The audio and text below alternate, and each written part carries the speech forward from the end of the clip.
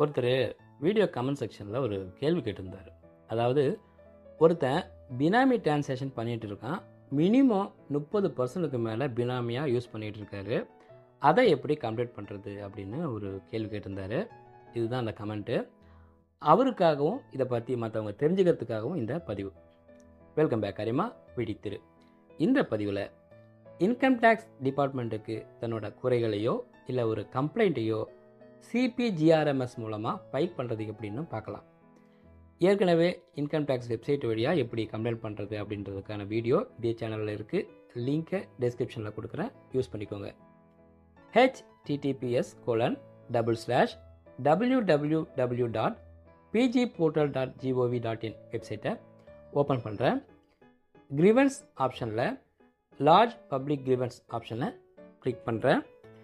ஏற்கனவே இந்த போர்ட்டலில் பதிவு செஞ்சுருந்தீங்கன்னா யூசர் லாகின் ஆப்ஷன் வழியாக புகாரை பதிவு செய்யலாம்.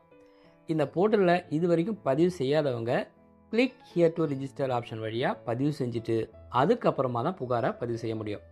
எப்படி ஃபஸ்ட்டு பதிவு செய்கிறதுன்னு இதே சேனலில் ஒரு பதிவு இருக்குது, வேணும்னா யூஸ் பண்ணிக்கோங்க. ஏற்கனவே நான் இந்த போர்ட்டலில் பதிவு செஞ்சுருக்கிறதால யூசர் லாகின் ஆப்ஷனை கிளிக் பண்ணுறேன். யூசர் லாகினில் நான் இந்த போர்ட்டலில் பதிவு செஞ்சப்போ கொடுத்த மொபைல் நம்பரு, அப்படி இல்லாட்டினா மெயில் ஐடி, அதுவும் இல்லாட்டினா யூசர் நேம், இந்த மூணுத்தில் ஏதாவது இங்கே ஒன்று கொடுத்துட்டு அடுத்து பாஸ்வேர்டு செக்யூரிட்டி கோடையும் டைப் பண்ணிவிட்டு லாகின் ஆப்ஷனை கிளிக் பண்ணுறேன். அடுத்து லார்ஜ் பப்ளிக் கிரீவன்ஸ் ஆப்ஷனை கிளிக் பண்ணுறேன். எந்த மாதிரியான புகாரை நாங்கள் கன்சிடர் பண்ண மாட்டோம் அப்படின்னு கீழே ஒரு லிஸ்ட்டு கொடுத்துருக்காங்க. அது என்னென்னா, 1 ஆர்டிஐ விவகாரங்கள், அதாவது தகவல் அறியும் உரிமை சட்டம் சம்மந்தமான சிக்கலை இங்கே தீர்க்க முடியாது. 2 நீதிமன்றம் தொடர்பாக நிலுவையில் இருக்கிற அப்படி இல்லாட்டினா பரிசீலனையில் இருக்கிற விஷயங்களை எங்கே ஏற்றுக்க முடியாது. அதே மாதிரி மத விஷயங்கள் தொடர்பான எந்த ஒரு பிரச்சனையும் எங்கே ஏற்றுக்க மாட்டாங்க. அடுத்து சஜஷனு, ஒரு அரசு ஊழியர் தன்னுடைய வேலையை பற்றியோ இடைநீக்கம் கண்டித்தல் தொடர்பான புகாரை கொடுக்குறதா இருந்தால் அதை இங்கே ஒரு குறையாக புகார் கொடுக்க முடியாது. அப்படி கொடுக்கணுன்னா முதல்ல உங்கள் டிபார்ட்மெண்ட்டில் இருக்கிற உள் சேனல் மூலமாக அதை தீர்க்க முயற்சி செய்யணும். அப்படி செஞ்சோம் பிரச்சனை தீரலைனா மட்டும் டிஓபிடி டாக்குமெண்ட்ஸில் சொல்லியிருக்கிற வழிகாட்டுதல்களை ஃபாலோ பண்ணி இங்கே புகார் கொடுக்க முடியும் அப்படின்னு கொடுத்துருக்காங்க. இதுவே கொடுத்துருக்கிற புகார் பென்ஷன் சம்மந்தமாக இருந்துச்சுன்னா இந்த கிளிக் ஹியர் ஆப்ஷன் மூலமாக புகாரை பதிவு செய்யலாம் அப்படின்னு கொடுத்துருக்காங்க.